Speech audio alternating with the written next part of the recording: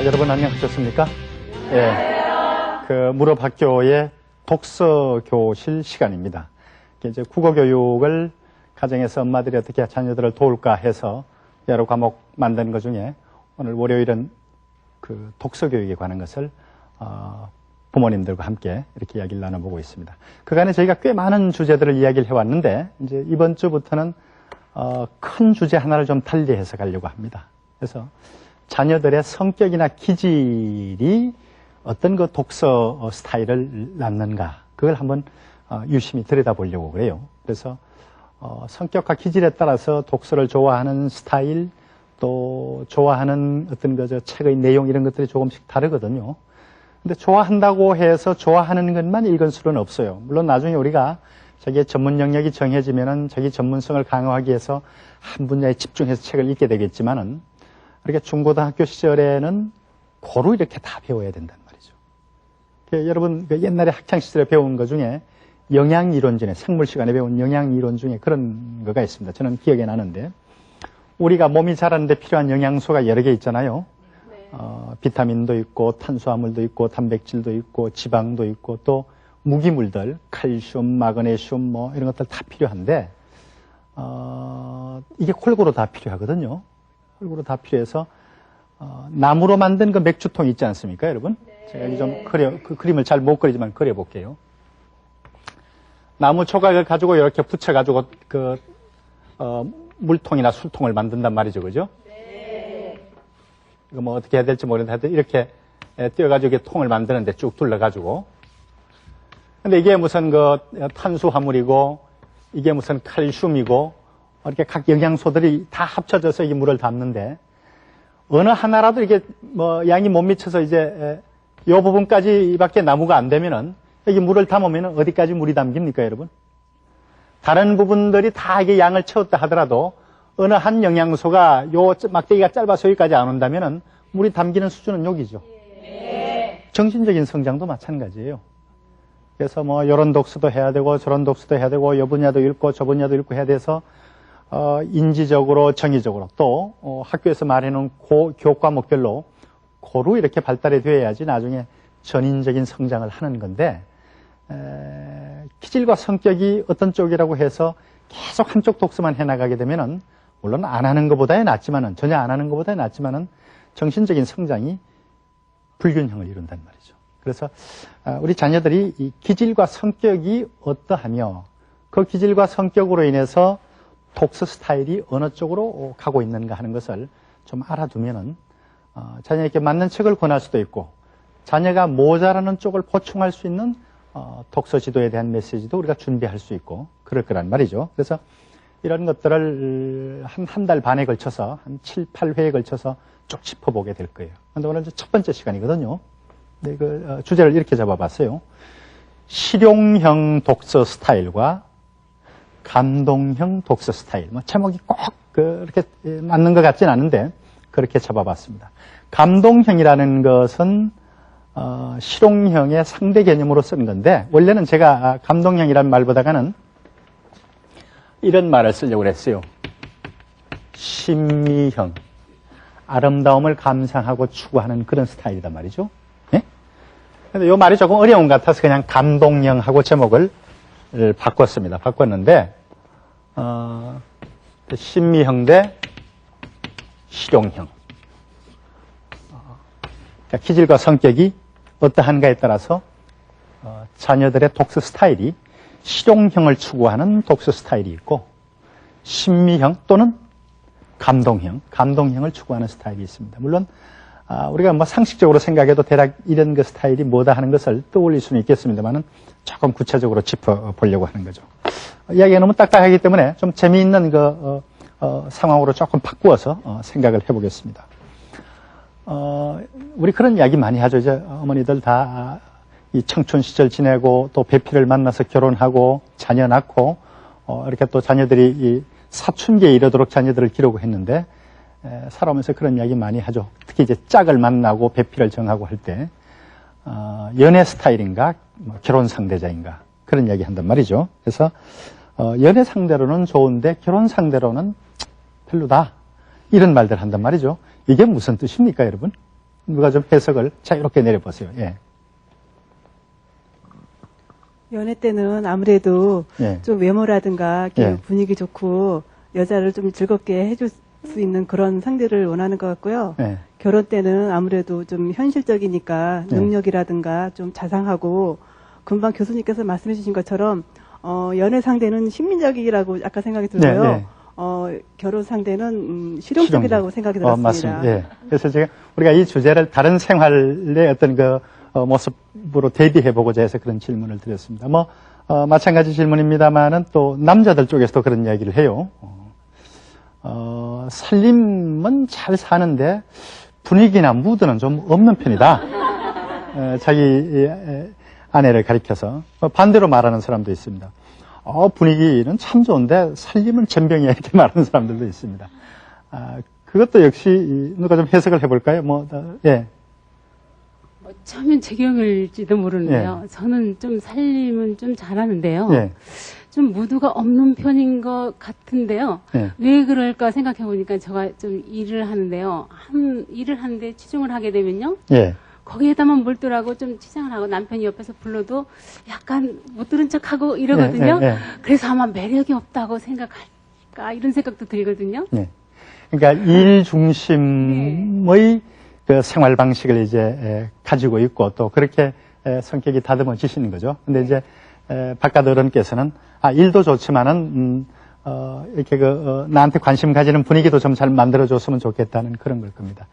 이게 우리가 이제 결혼 생활 혹은 또 청춘 시절에 이렇게 짝을 구하기 위해서 이 연애를 하던 시절 이런 것과 관련해서 이렇게 이제 이야기를 해봤습니다만 사실은 우리 삶의 모든 국면들이 이 두 개가 적절히 조화를 이루도록 그렇게 되어 있습니다.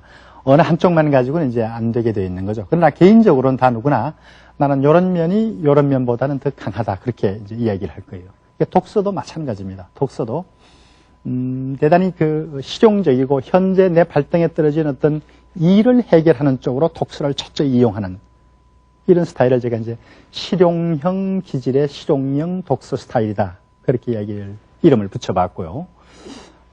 당장 현실적으로 문제가 되는 일이나 사건 해결 이런 것보다는 환상과 꿈에 젖고 또 현실에는 없지만은 어떤 미래의 유토피아 이상향에서는 있을 법한 그런 어떤 이상적인 구경의 경지를 동경하고 추구하고 또 만들어낸 이야기지만 그 이야기 속의 인물이나 사건들에 대해서 아주 감정적으로 훨씬 동감하거나 빠져들고 나는 그런 독서를 하는 동안이 굉장히 즐겁고 그런 책만 읽고 싶더라. 이런 사람들이 있을 수 있을 거예요. 이걸 제가 감동형 스타일이다 혹은 신미형 스타일이다 그렇게 붙여봤는데 어른들도 마찬가지고 또 엄마 아빠의 기질을 다 유전적으로 자녀들이 갖고 태어나기 때문에 대체로 엄마 아빠가 가지고 있는 기질대로 자녀들도 어떤 유전적 형질을 보인단 말이죠. 그래서 그게 이제 책을 읽는 데에도 그렇게 나타나게 되어 있습니다. 그래서 이제 이 프로그램 말미에 그런 이야기를 하긴 하겠습니다만은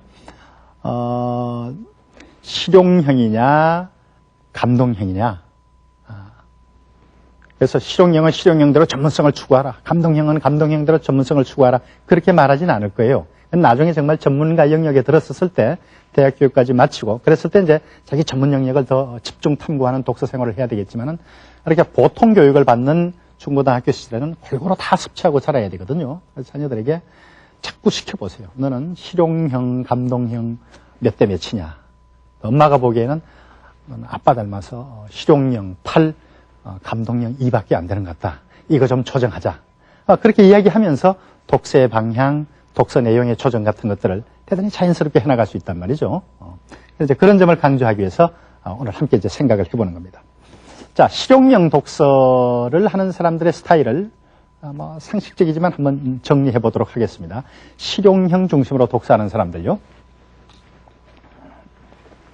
요건 지우고요. 실용형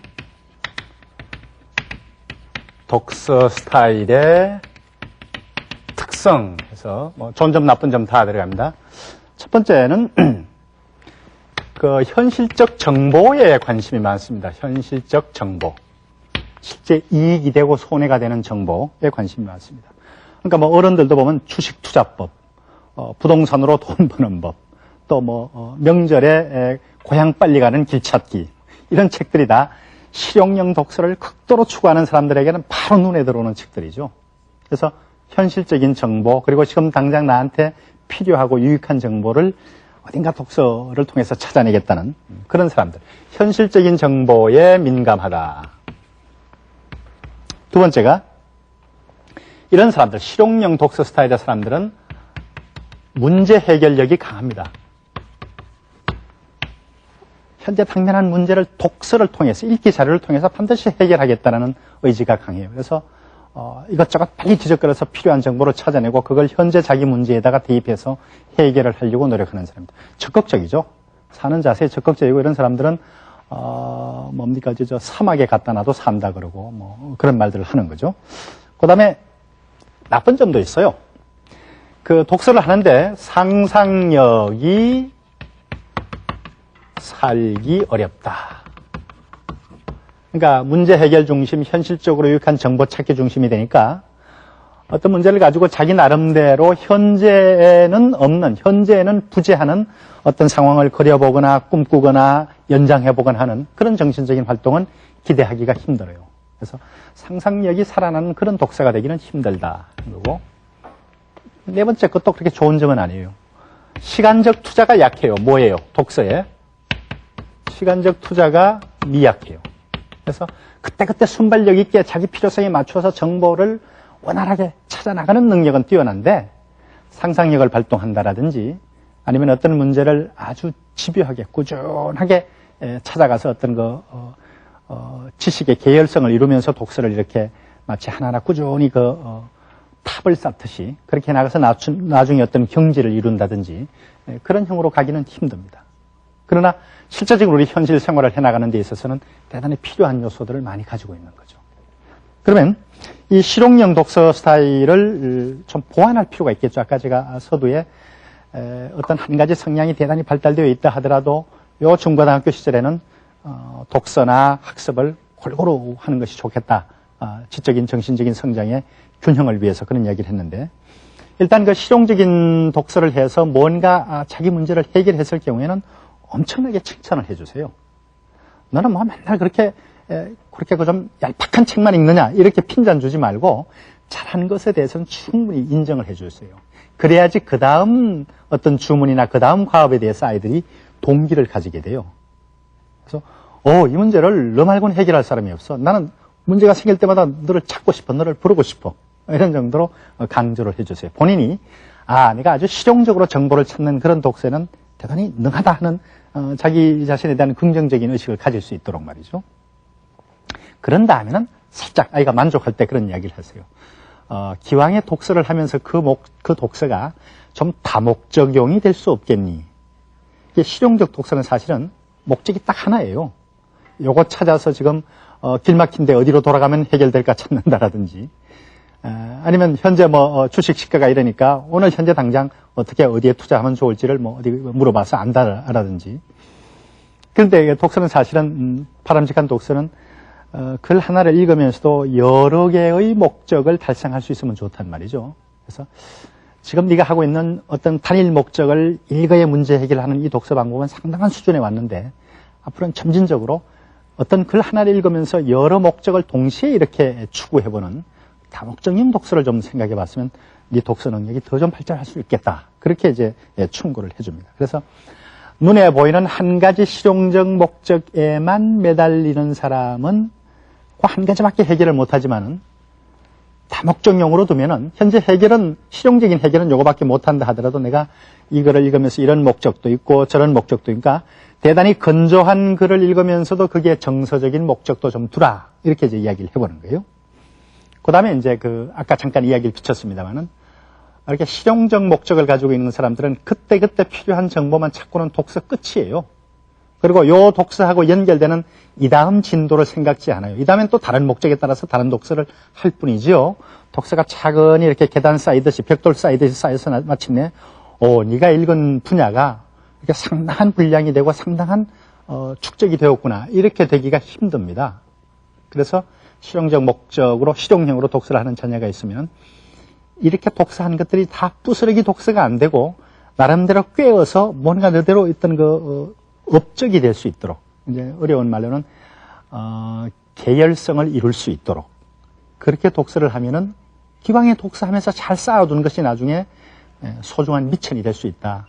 지식 미천, 혹은 정신적인 미천 등등 미천이 될 수 있다 해서 계열성이 살아있는 독서를 해보자 하고 살짝 이 앞길을 이렇게 좀 유도해주는 그런 독서 지도가 좋겠다 하는 생각입니다. 자, 그럼 이번에는 이거하고 반대되는 자리에 놓인 감동형 스타일의 독서 특징이 뭔지를 여러분 함께 생각해 보세요. 제가 칠판 정리하는 동안에.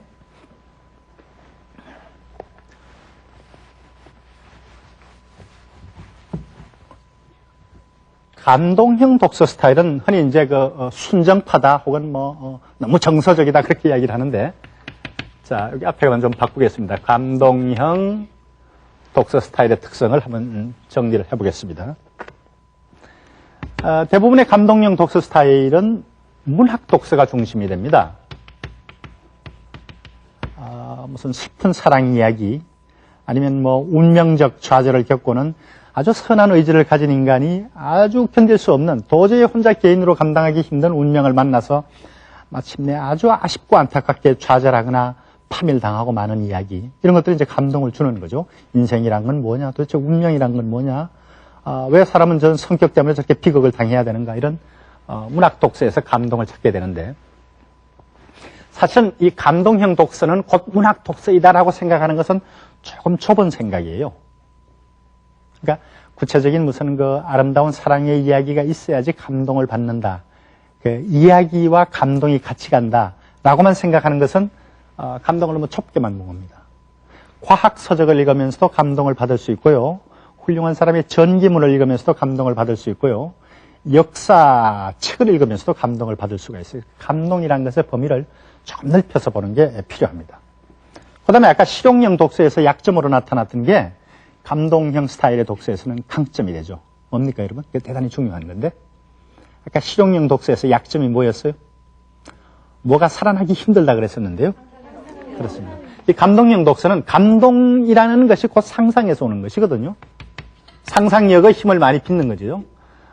상상력이 잘 발휘된다, 발휘된다, 발현된다, 다 좋습니다. 상상력의 발휘를 꽤 할 수 있어요. 근데 이 상상력은 시간을 많이 잡아먹고 실질적으로 무슨 이득이 되는 것을 바로 이렇게 물고 오거나 그러지 않지만은, 저거는 장기 투자입니다. 이를테면 성장과 발달에 있어서 장기적인 투자를 하려면은 이 상상력 훈련을 많이 하는 게 좋아요.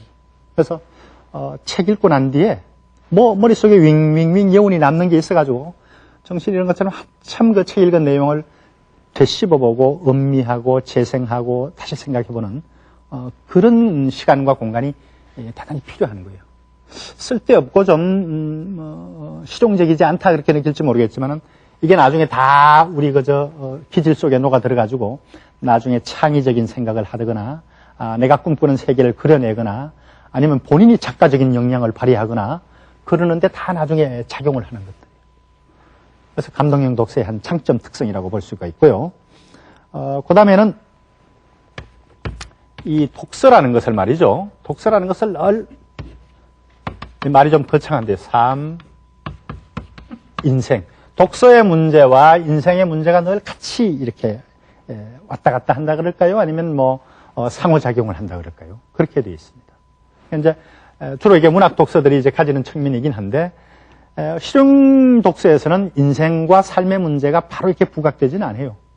그러나 이 감동형 독서는, 감동이라는 게 인간이 사는 삶의 양태에서 오는 감동이기 때문에 독서가 곧 삶의 문제, 인생의 문제와 늘 연관이 되는 그런 모습을 띠게 돼서, 감동형 독서 스타일의 자녀들은 우리가 흔히 말하죠, 좀 조숙하다 이런 이야기들.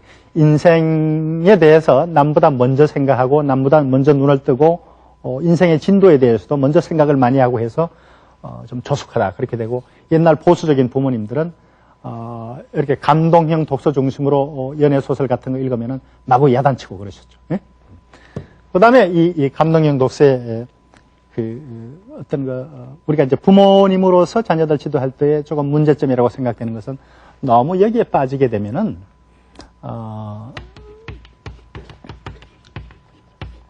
공부하기 위한 학습 독서로부터 멀어진다. 이때 학습 독서라는 것은 학교가 교육과정상으로 부과하고 있는 학교에서 공부하는 여러 과목들과 관계된 독서에는 관심이 없어진다. 이게 이제 그 정서적인 초숙성하고 관련이 돼가지고 대체로 이런 감동형 독서 경험을 많이 쌓고 본인이 작가가 되겠다 혹은 예술가가 되겠다 뭐 인생에 대해서 사춘기적 회의가 왔다 하는 학생들이 가출도 하기도 하고 또 부모님에게 그 초숙한 어떤 면을 가지고 걱정을 끼쳐드리는 일도 많이 하곤 하는데 본질적으로 크게 걱정을 할 일들은 아니죠. 가출 이야기를 언젠가도 했습니다만은 우리가 정신적인 가출은 누구나가 다 하는 거거든요. 그거를 실질적으로 한번 행동에 옮기는 아이들이 이제 부모님을 놀라게 하고 그러긴 하는데 가출의 기제는 내적으로 누구나가 다 있어요. 어른이 되어간다는 증거이고 동심을 가져간다는 증거이기 때문에 뭐 그거 자체를 대단히 위험스러운 것으로 생각하고 하는 것은 오히려 자녀들이 이제 그런 걸 불편하고 부담스럽게 여기게 되는 거죠. 그러면 이제 이렇게 감동형, 심미형 스타일이 강한 아니면 또 이거에 너무 빠져 있는 그런 자녀들에게 좀 보완적인 지도, 그것을 보완할 수 있는 그런 지도를 하자면 어떤 접근을 해야 되겠는가 하는 것들 한 3가지만 생각을 해보죠. 첫째는 작품 자체에만 빠져들지 말고 비평하는 비평가의 자리로 가도록 자꾸 이렇게 부추겨 보세요. 그러니까 그 감동형, 심미형이라는 것은 감정이입이 자녀들이 책을 읽으면서 이야기 세계 속에 자기 감정이 몽땅 이사가서 빠져버린 거예요, 그게. 근데 빠진 데서 빠져나와야 되거든요. 빠져나오는 역할을 누가 해요? 비평가들이 하거든요. 비평가들은 이야기 슬프다고 엉엉 울고 있어가지고는 비평가 역할을 못해요. 내가 울 때가 아니지. 이 작품이 가지고 있는 것들을 객관적으로 내가 좀 따져봐야 되겠어. 이렇게 되는 거란 말이죠. 그래서 문학 작품 읽고 감동적 독서하는 거 좋은데 네가 한 단계 더 나가려면은 빠져들기, 빠져나오기를 다 해봐야 된다. 여태까지는 빠져들기 경험은 많이 가졌는데 냉정하게 빠져나오는 경험은 못한 것 같다. 그것을 이제 전문적인 용어로는 비평적 거리 두기 그런 말을 합니다. 그래서 맨날 순진한 독자 입장만 되지 말고 좀 뺀들뺀들한 비평가 입장도 한번 해볼까? 이렇게 이제 그 감상의 역할 자리를 좀 바꾸어져 보는 거예요. 그래서 빠져드는 데에서 빠져나오기. 그런 이제 그 역할을 좀 권유를 해보고 엄마들이 가끔 가능하면은 내가 비평가라면 이건 이렇게 비평하고 싶어. 너는 지금 너무 감정적으로는 빠져드는데 이런 걸 못 보고 있는 거야. 이렇게 이제 엄마의 역량을 과시해 보여도 좋고요. 그 다음에 작품 속에 등장하는 사람이나 사건이나 소재를 작품의 세계로만 보지 말고 현실로 끄집어내세요. 작품 속에 무슨 미나리 파는 야채 장소가 나왔다면은 요즘 미나리 한 단의 가게의 값이 얼마더라 해서 현실 문제로 가지고 나오는 거예요. 이게 이제 실용적 관심으로 끌어내는 거죠. 작품의 맥락에 끈을 끊고 현실 문제로 가져와 보는 겁니다. 또 작품 속에서 가령 흥부 같은 거 비판할 때 말이죠. 흥부 비판할 때는 실용적 관점으로 오는 거죠. 그렇게 마음만 착해가지고 도무지 지 자식도 못 먹여 살리고 그런 사람은 현대사회에서는 아주 부적응 인간이야. 이거는 현실 문제로 가져왔단 말이죠. 비평적 감식력도 키우고 그다음에 감상 중심, 감성 중심의 것들을 좀 보완도 하고 그런 측면이 있습니다. 그다음에 요 문학을 통해서 문학 이외의 것에 공부를 할 수 있도록 자꾸 전략을 유도해 보는 거예요. 그러니까 아이가 읽었던 그 감동스러웠던 작품 속을 감동의 도구들로만 보지 말고 저걸 끌어다가 요즘 아이가 학습하고 있는 영역의 것들하고 어떻게 연결 지어줄까. 그러니까 작품을 작품 아닌 것처럼 접근하게 하는 실제적인 문제의 것처럼 접근하게 하는 공부의 실제적인 어떤 내용하고 연결을 짓는 그런 노력을 좀 해주실 필요가 있겠죠. 어쨌든 그러기 위해서는 아이가 읽은 그 문학 작품, 감상 독서의 내용을 엄마가 좀 소상히 알고 있으면은 이런저런 컨트롤을 더 잘할 수 있게 해주고 아이를 정신 차려서 끄집어내줄 수도 있겠고 그런 것들이 가능할 거라고 봅니다. 자, 그럼 여기서 우리 자녀들이 자기 자신의 독서 스타일을 어떻게 짚어내고 있는지 하는 것들을 조사해 온 게 있습니다. 함께 보시고 꼭 이런 방식으로 집에 돌아가셔서 자녀들에게 자기 자신의 독서 스타일과 경향성에 대해서 자기가 비평하도록 그런 훈련을 좀 하도록 권해 보세요. 예, 함께 보시죠. 예. 필요에 의해서만 책을 읽는 아이들, 시, 소설, 문학에만 관심을 갖는 아이들. 모든 일에 있어 균형이 중요하듯이 책을 골고루 읽는 균형적인 독서 스타일 또한 중요한데 실제로 아이들은 자신의 독서 스타일에 대해 어떻게 느끼고 있는지 직접 들어보자. 저는 보통 소설하고 수필 같은 문학작품을 많이 읽거든요. 제가 중학교 1학년 때 김하인 작가 책에 너무 반해서 지금까지 김하인 작가 책을 읽고 있어요. 제가 수학하고 과학 쪽에 흥미가 많거든요. 그래서 수학 서적이나 과학 서적을 많이 읽고요. 그리고 또 이제 소설 같은 것도 많이 읽는 편입니다. 저는 이제 책 같은 걸 보면 이제 순수하게 느낀 점도 느끼지만요. 그래도 이제 좀 평론을 하는 스타일로 좀 많이 가기 때문에 그렇게 하면은 이제 책의 내용 파악하는데 좀 더 도움이 되긴 하지만 약간 자만심을 갖게 되는 경우가 있다고 생각합니다. 저는 책을 빨리 읽지 못하는 편인데요. 친구들과 같이 읽어도 제가 늦게 읽는 편이거든요. 그래서 제가 두꺼운 책 같은 경우에는 금방 못 읽어서 이해를 잘 못하는 경우도 많은데요. 하지만 다른 책 같은 경우는 제가 훨씬 더 생각할 시간이 많고 이렇게 깊게 빠지는 경우가 있어서 그런 건 좋은 것 같고요. 제가 하지만 친구들보다 늦게 읽기 때문에 여러 권을 읽지 못한다는 게 아쉬운 점이에요. 여러분 어떻습니까? 잘 보셨습니까? 네. 자녀들이 아주 제법 그럴듯하게 자기 자신의 독서 스타일을 짚어내고 있고 자기는 이런 게 좀 모자란다, 이런 게 좀 강점이다 하는 걸 짚어내고 있죠. 저런 훈련을 자꾸 하실 필요가 있어요. 그래서 본인이 엄마 나는 실용형, 심미형이 3대 7이야. 뭐 혹은 5대 5야. 뭐 2대 8이야 해서 본인이 그렇게 짚어보는 동안에 내가 너무 편식이 되어 있다. 조금 다른 반대쪽을 좀 보완해야 되겠다는 생각이 들도록 그렇게 이끌어 가시고 엄마가 보기에는 아닌 것 같아서 또 엄마의 생각을 잠깐 유도하기도 하고 해서 그냥 마구잡이로 너는 이런 게 잘못되어 있어. 이게 모자라 이거 해. 이렇게 하지 말고 본인들이 자기 자신을 진단하고 설명해 보도록 그렇게 이제 해보시면서 그러니까 넌 좀 실용형이 모자라. 사람이 현실을 살아야 되는데 너무 꿈속에서만 네가 있는 거 아니니 독서에서 그런 걸 좀 보충해 보도록 하지. 원래 엄마가 그랬단다 하는 식으로 독서와 간한 대화를 자녀하고 나누면서 자녀의 모자라는 부분에 대한 방향 조정이나 앞으로의 독서 계획에 대한 것들을 함께 마련할 수가 있겠죠. 그러면서 구체적인 읽을 거리가 있으면 이게 좋단다, 저게 좋단다 하는 얘기까지도 함께 해보실 수가 있을 거예요. 예. 오늘은 그 자녀들의 성격과 기질이 어떤 독서 성향을 만들어가는가, 또 균형 잡힌 정신 발달, 지적 발달을 위해서는 어떻게 해야 되겠는가 하는 것들을 알아봤습니다. 다음 시간에도 이렇게 그 기질과 성격에 따른 것을 알아보는데 다음 시간에는 여가를 대단히 중시하는 사람의 독서 스타일, 여가보다는 일 자체를 중시하는 사람의 독서 스타일, 이게 이제 어른들 세계에도 있고 자녀들도 그런 성향들을 보이는데 각각 알아보고 그런 사람들에게 어떤 독서의 방식을 생각해 보는 게 좋겠는가 하는 그런 주제로 함께 이야기를 나누도록 하겠습니다. 여러분 대단히 고맙습니다. 네.